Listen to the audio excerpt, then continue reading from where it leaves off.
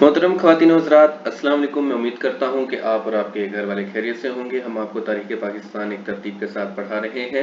मैं उम्मीद करता हूँ कि आपको हमारी कोशिश पसंद आती होगी। आज का हमारा टॉपिक है कॉन्स्टिट्यूशन ऑफ 1962। हमारा टॉपिक नंबर 8 है, मिलिट्री इन पावर। लेक्चर नंबर 47 है, पाकिस्तान अफेयर्स का। मुल्क में मार्शल लॉ लगाने के बाद अयूब खान अवाम का रद्द अमल देखना चाहते थे, तो वहां से भी ग्रीन सिग्नल मिलने के बाद उन्होंने आइन साजी पर काम किया और एक कमीशन बनाया जिसकी सरबराही जस्टिस शहाबुद्दीन कर रहे थे। कमीशन ने रिपोर्ट 6 मई 1961 को यानी 6 ऑफ मई 1961 को पेश कर दी और जस्टिस मंजूर कादिर ने आइन तैयार किया था और ये एक वन मैन शो था। और फिर अयूब खान ने सदारती ऑर्डिनेंस की मदद से 8 जून 1962 को नया आइन नाफिज कर दिया। 8 जून 1962। इस आइन के हमारे पास मुदर्जा झेल नकात हैं, फीचर्स हैं, जिनमें से है पहला कि ये एक रिटन आइन था, यानी कि ये रिटन फॉर्म में अवेलेबल था, बुकिश फॉर्म में था, जो कि रियासत की मालूमात देता था, रियासत का नाम बताता था, उसके इदारों के बारे में बताता था और इदारों का आपस का ताल्लुक बताता था। जैसे कि मुल्क में सदारती निज़ाम होगा और मुल्क में असम्बली होगी जिसको वफाकी असम्बली कहेंगे, एक फेडरल कोर्ट होगा, सूबों के अंदर हाई कोर्ट्स होंगे और शहरों के अंदर जो कोर्ट्स होते हैं वो होंगे, उनसे ऊपर हाई कोर्ट होंगे, हाई कोर्ट से ऊपर सुप्रीम कोर्ट होगा, वगैरह वगैरह। और पुलिस का डिपार्टमेंट होगा, फौज का डिपार्टमेंट होगा, मुल्क के अंदर इदारे कौन से होंगे, वो आपस में मिलकर कैसे काम करेंगे, ये सब कुछ आइन बताता था। इसके अलावा ये आइन किसी असेंबली में तैयार नहीं हुआ था बल्कि सिर्फ एक शख्स ने बनाया था। ये आइन वफाकी यानी फेडरल और सदारती तर्ज का था।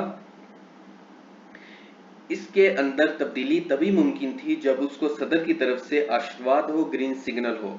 इसके अलावा अगर कोई तब्दीली आइन में करनी थी तो 2/3 मेजोरिटी चाहिए थी, मीन 65% ऑफ वोट हासिल करना थे। और अगर सदर 30 दिन के अंदर उस पर एतराज नहीं करता तो वो तब्दीली दुरुस्त समझी जाएगी। लेकिन अगर सदर यानी प्रेसिडेंट उसके ऊपर एतराज करता है, उसको रद्द करता है, तो असेंबली में उसको दोबारा पास होने के लिए, यानी कि उसमें तब्दीली करके उसको दोबारा पास करने के लिए 3/4 वोट चाहिए होंगे, यानी कि 75% वोट चाहिए होंगे और अब पहले से ज्यादा चाहिए होंगे।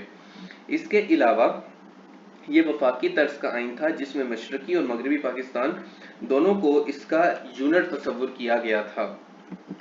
इसके अलावा इस आइन में सदर को बहुत ज्यादा इख्तियारात दिए गए थे, जो कि जितने इख्तियारात इंडियन एक्ट 1935 या 1956 के आइन में नहीं थे, उतने इख्तियारात सदर को थे। यानी कि ये वन मैन शो था और ये आइन भी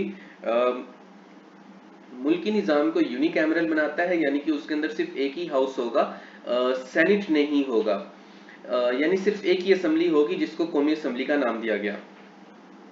अदलिया को आज़ाद रखा गया था। इसके अलावा हाई कोर्ट के तमाम जज मुल्क का सदर प्रेसिडेंट तैनात करेगा, वो ये काम चीफ जस्टिस के मशवरे से करेगा, लेकिन वो चीफ जस्टिस के मशवरे का पाबंद नहीं होगा।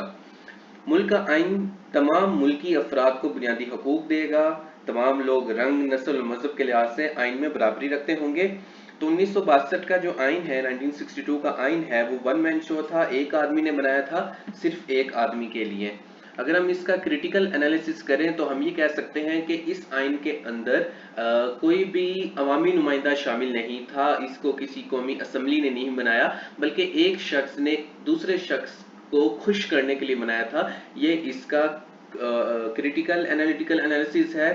और अगर हम इसके अंदर मुख्तलिफ फीचर्स के ऊपर बात करें तो ये आइन मुल्क के इदारों के बारे में मालूमात देता है, उनके आपस में ताल्लुक के बारे में मालूमात देता है। इसके अलावा ये आम आदमी को आज़ादी भी देता है कि वो अपने मामलात अपनी मर्जी के मुताबिक हल कर सकता है।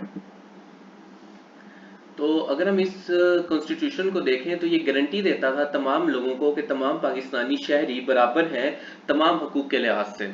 इसके अलावा अगर यहाँ पे मैंने जैसे आपको पहले बताया कि ये वन मैन शो था और ये एक आदमी को खुश करने के लिए बनाया गया था, यानी मुल्क के प्रेसिडेंट को। और सदर अयूब खान अपने पास ज्यादा से ज्यादा ताकत रखना चाहते थे और ये आइन उनको वो ताकत और इख्तियारात देता था।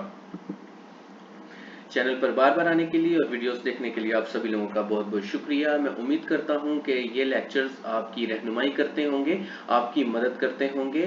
और लाइक शेयर सब्सक्राइब कीजिए। अल्लाह हाफिज़।